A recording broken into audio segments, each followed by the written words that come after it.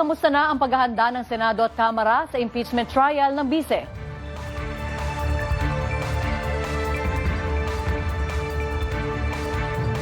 Zarina, hindi nga bumenta sa prosekusyon ang mga sagot ng Vice Presidente sa Articles of Impeachment laban sa kanya. Na-question pa yan ni Representative at Prosecutor Terry Ridon. Tanong ng prosekutor, nilalaglag daw ba ng Vice Presidente ang ilang mga tauhan niyang naiipit sa kontrobersya dahil sa kanyang mga katwiran? Halimbawa, anya, kung paninindigan daw ng Vice Presidente na wala namang patunay na sa kanya nang galing ang mga cash na natanggap ng ilan niyang opisyal, tanong ni Prosecutor Terry Ridon, hindi raw ba parang inilalaglag na ng Vice Presidente ang pinakamatatalik niyang opisyal? Hindi dapat kulong yung mga tao niya. Kasi yung mga tao ho niya nagbigay ho ng pera.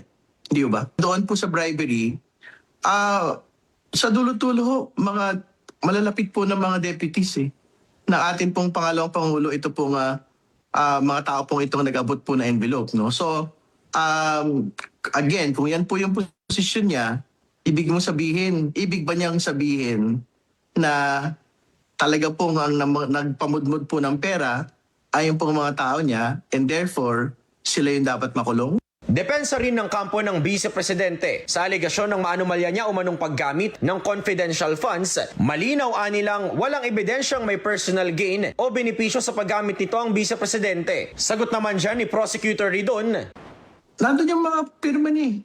In fact, nakalagay nga po doon yung kanyang pangalan mismo doon sa pinapasoli po ng pera na Commissioner Audit. Not just on the 73 million, but on the rest of the more than 400 million po na pinapasoli personal sa pangalawang Pangulo. ang Vice Presidente naninindigan ding sakop ng kanyang freedom of expression ang kanyang sentimiento laban sa Pangulo at wala raw death threat na nangyari. Kinontra yan ni Prosecutor Jokno at handa raw ang prosekusyon kung si VP Sara mismo ang may examine sa Senate Impeachment Court.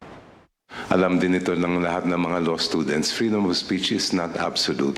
Nasa sa kanya po yan. However, I think that for the court to have a full appreciation of what she is claiming, then the court, I think, would benefit from hearing her explain personally why she said those things. Kanina'y pinakilala naman ang 5 pang private prosecutors na tutulong sa pag-i-impeach sa Vice Presidente. Isa sa pinakamabigat na pangalan at abogado ay si Attorney Teodoro Te na naging tagapagsalita rin noon mismo ng Korte Suprema.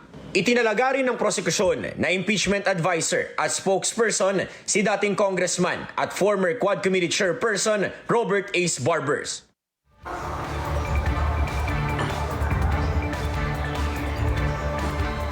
Samantala, Zarina, nananatiling mainit yung usapin ng pagbubukas ng selyadong BIR box na pinamamarkahan na nga sana noon pang nakaraang linggo ng prosekusyon kahit na hindi pa buksan. Kanina sa press conference kung saan pinakilala yung mga private prosecutors, ang huling update sa atin ni House Trial Legal Spokesperson Attorney Benjamin Tolosa Jr. ay pumayag naman na daw yung depensa na markahan at buksan yang BIR box. Ang kaso lang, sa ilalim ng isang kondisyon na gagawin lang yan sa executive session. Sa madaling salita po, mamarkahan at masisilip yung laman ng box pero hindi ito magiging bukas sa publiko. Yan ay isang bagay na patuloy na pinapalagan ng prosekusyon dahil naniniwala sila na dapat makulayan na kung ano man yung hiwaga dyan sa BIR box na naglalaman ng tax records ng mag-asawang VP Sara Duterte at Attorney Mans Carpio. Ipapaubayan na raw nila sa Senate Impeachment Court ang desisyon para dyan. Balik muna sa inyo. Maraming salamat, Earl Tobias.